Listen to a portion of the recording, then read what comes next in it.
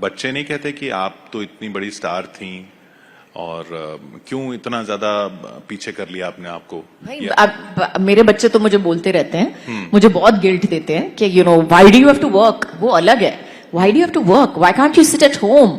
और आप घर पे बैठ के बाकी माओं को देखा है, मतलब आते हैं मेरे स्कूल पे मुझे पिकअप करने के लिए, यहाँ पे आते हैं मेरे साथ, वहां पे I was like thank you, I am not on the WhatsApp group and I don't plan to be. I am enjoying working and you will respect me more when you grow up. So I'm waiting for them to grow up. ये बताइए, तब की फिल्में जब से आपने start किया और अब जो है OTT पे भी जो कंटेंट है, उसमें आप अपने लिए क्या फर्क देखती हैं? अपने लिए बहुत फर्क देखती हूँ। मुझे लगता है कि आज के जमाने में जो एक्टर्स हैं, we are very lucky. We are very lucky right now as actors because it's a fabulous time for actors. I think all across the globe right now, but with the OTT most especially, yes, it's a fabulous time for actors, and because we are getting a variety of roles that are not age specific. Most importantly, so it has nothing to do with any kind of measurement. आपकी उम्र का measurement नहीं है और आपके figure का measurement नहीं है उसमें. And it's wonderful because we have the choice in front of us, and you don't have to look a particular way feature wise or you know, in any which way. It really has to do with your talent, and it really has to do with you know, the kind of work. You can do a variety of work right now and still be called, you know, a big star. It doesn't only have to do with which songs do well of yours, or you know, if you have like a film in which you are the main lead or not. तो पहले ऐसा ये pressure रहता था कि ये गाना नहीं चला फिल्म सैटरडे? मुझे कभी ऐसा प्रेशर नहीं था, लेकिन जैसे आपने कहा, बहुत सारे लोग उस रैट रेस में थे, तो जरूर ये प्रेशर था. और उस वक्त भी एक लोगों का नजरिया था हमारी तरफ, to look at actors also and actors looking at themselves. जो एक्टर्स खुद को देखते थे वो अपने आप को सबसे ज्यादा जज करते थे, और सबसे बड़ी जजमेंट यही होती थी. और शायद हीरोज के लिए मैं कहूंगी कि अभी तक है कि बॉक्स ऑफिस में आपकी पिक्चरों में ने कितना कमाया है, and you know which song has done well, and do you have a hit song और not this year. And it had nothing to do with whether you are a good actor, what kind of a role you had, you know, was it a fabulous role and did you get a lot of accolades, did you get a lot of praise for it? I wouldn't say accolades because that includes awards, वो पूरी अलग कहानी है altogether. लेकिन so today I feel आपके पास भी आपने, क्योंकि सॉरी आपने अवार्ड की बात की और ये बात बहुत लोग उस तरह से नहीं कर सकते जैसे आप कर सकती हैं. ये अवार्ड्स आपको भी ऑफर होते थे या कुछ होता था कि आप ये कर लीजिए तो अवार्ड मिल जाएगा? मैंने एक्चुअली उनको इतना यू नो इतनी इम्पोर्टेंस नहीं दी, तो शायद मुझे इतनी ऑफर नहीं हुए. आई थिंक मैंने हमेशा कहा था, उस वक्त भी कहा था, तो और मुझे अभी तक भी लगता है कि अवार्ड्स जो है दे आर मोमेंटरी. वो 1 मिनट होता है, 5 मिनट 5-10 मिनट होते हैं, आप स्टेज पे जाते हो और ऐसे thank you so much, I want to thank my parents, I want to thank my, मैंने पेपर पढ़ के यू नो पूरी लिस्ट लिखी है कि ये 200 लोग हैं जिनको मुझे थैंक करना है.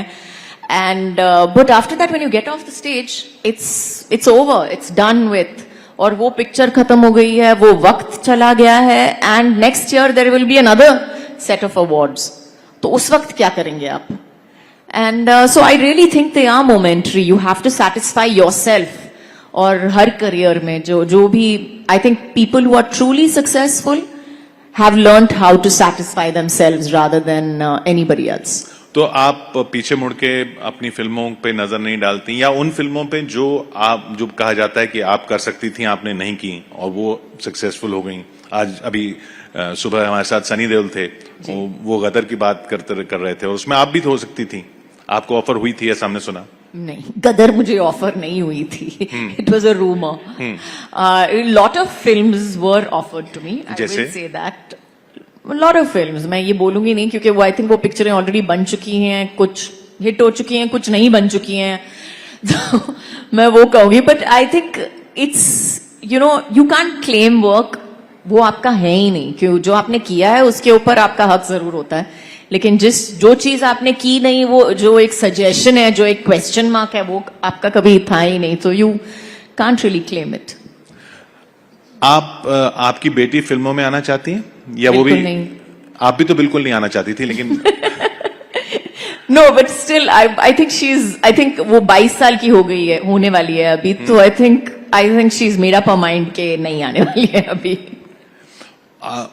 क्या एडवाइस देना चाहेंगी आप लोगों को जो आना चाहते हैं, अब जो आना चाहते हैं?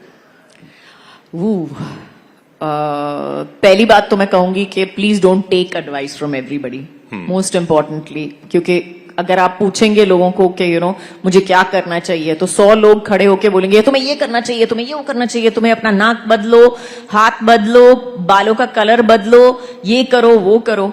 और I think this is my opinion, strictly my opinion, but I think it is your individuality that makes you stand out. So I think the people that we remember the most are those who have stood out from the rest rather than blended in with the rest.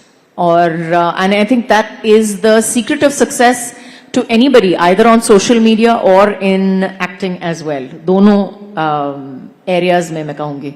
लेकिन like they say, please don't take my advice. आपको भी advice दिया था ये बदलो वो बदलो? बहुत सारे लोगों ने कोशिश तो की है, लेकिन इतनी हिम्मत नहीं हुई लोगों में. ऐसा क्यों? क्योंकि मैंने कभी मांगा नहीं. ये बताइए, आपके मदर का, फादर का, उनका एडवाइस किस तरह का रहता था, या वो उनका कुछ नज किस तरह का रहता था जब आपने करियर ये चूज कर लिया तो? My mom actually was very very clear.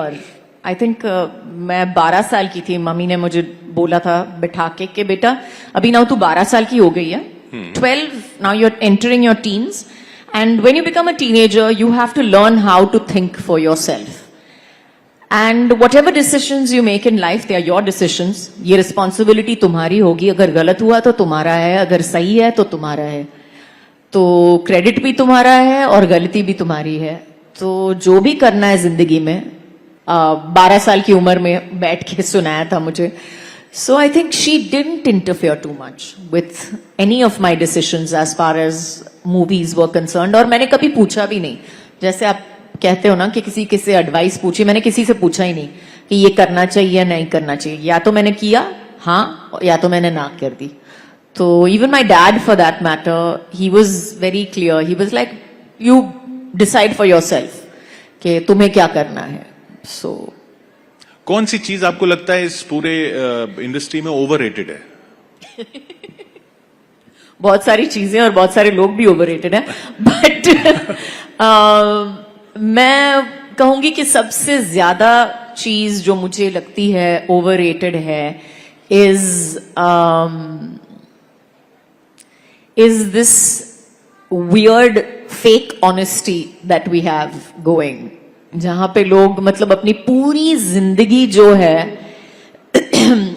रो के, हंस के, जो हर एक चीज जो है दिखा देते हैं on either social media or in every which way. That I feel is a little overrated. I don't think it's necessary. Definitely not. Fame आपका मतलब क्या आपके लिए? फेम आजकल बहुत कॉमन हो गया. आई थिंक आजकल तो fame is a by word, कोई भी फेमस हो सकता है. But fame for me, the people that I find famous would be people that I respect, जिनकी तरफ मैं देख के बोल सकती हूँ कि अगर ये फेमस है, अगर मैं इनका नाम जानती हूं, तो मैं ये भी जानती हूं कि उनका नाम इतना फेमस क्यों हुआ है. Name one. Lots of people, but I'll start with our Prime Minister, Mr. Modi, for that matter. I will start with him to say that I am, he is somebody whom I really, really look up to, and I think he's famous for the exact right reasons, and the reasons are 101. 101 वजह है जिसके लिए वो famous है. So, And he's going to be on the stage this evening. Thank you so much, Kajol ji, for being with us. Fun and fearless Kajol for you. Thank you so much. thank you, my pleasure.